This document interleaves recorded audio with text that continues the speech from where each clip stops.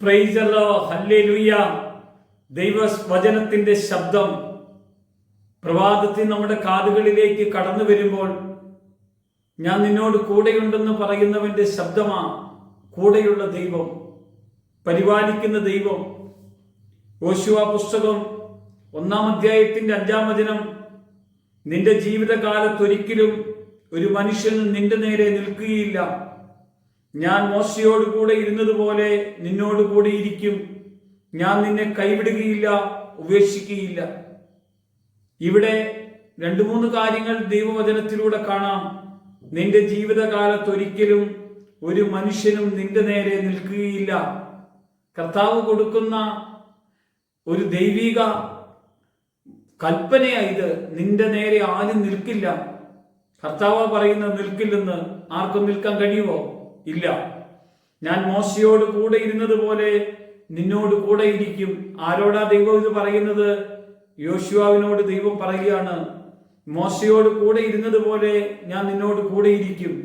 ഞാൻ നിന്നെ കൈവിടുകയില്ല, ഞാൻ നിന്നെ ഉപേക്ഷിക്കുകയില്ല. ഉറപ്പും ധൈര്യമുള്ളവനായിരിക്കുക എന്ന അവനോട് പറഞ്ഞത്. നീ ഒരിക്കലും പിന്നോട്ട് പോകരുത്. നിന്റെ ജീവിതം കർത്താവിന് ഫലമേൽപ്പിച്ച് മോശയുടെ ശുശ്രൂഷ കാലം കഴിഞ്ഞ ശേഷം ആ ശുശ്രൂഷയ്ക്ക് ദൈവം അടുത്ത ഒരു പ്രവാചകൻ, ഒരു ശുശ്രൂഷയ്ക്കായിട്ട് ദൈവം തെരഞ്ഞെടുത്തത് യോശുവാവിനെ ആയിരുന്നു. യോശുവാവിലൂടെയായിരുന്നു ദൈവം തന്റെ പ്രവൃത്തി നടത്തുവാൻ ദൈവം ഇടയാക്കിയത്. ദൈവത്തിന്റെ മഹത്വം, ദൈവത്തിന്റെ പ്രവൃത്തി നമുക്കവിടെ കാണാൻ കഴിയും.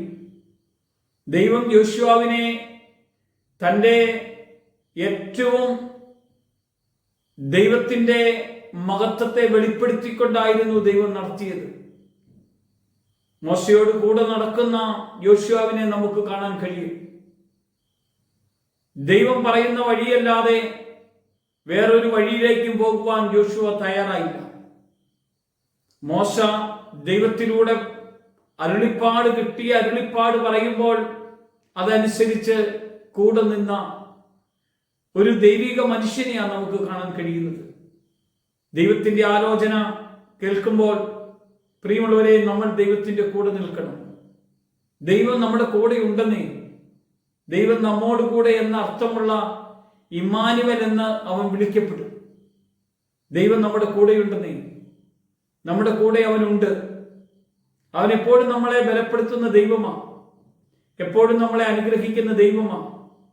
എൻ്റെ ജീവിതത്തിൽ ഒന്നിനും ഒരു കുറവ് വരുത്താതെ എന്നെ പരിപാലിച്ച് എൻ്റെ കരം പിടിച്ച് അവൻ എന്നെ താങ്ങി നടത്തുന്നത് നമുക്ക് കാണാൻ കഴിയും.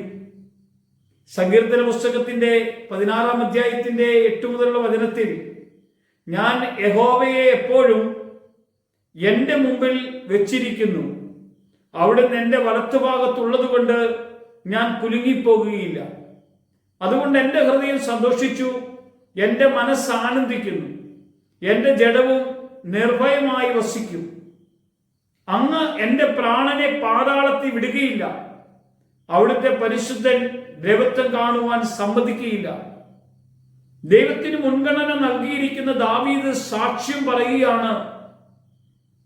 ദാവീദ് പുത്രനായ ക്രിസ്തുവിൽ വിശ്വസിക്കുന്ന നമുക്ക് പ്രസിദ്ധമായ വചനം, യേശുവിന്റെ ശരീരം കല്ലറയിൽ അവസാനിക്കണമെന്ന് പിശാചും ലോകവും ആഗ്രഹിച്ചെങ്കിൽ ദൈവം അതിന് സമ്മതിക്കുന്നില്ല.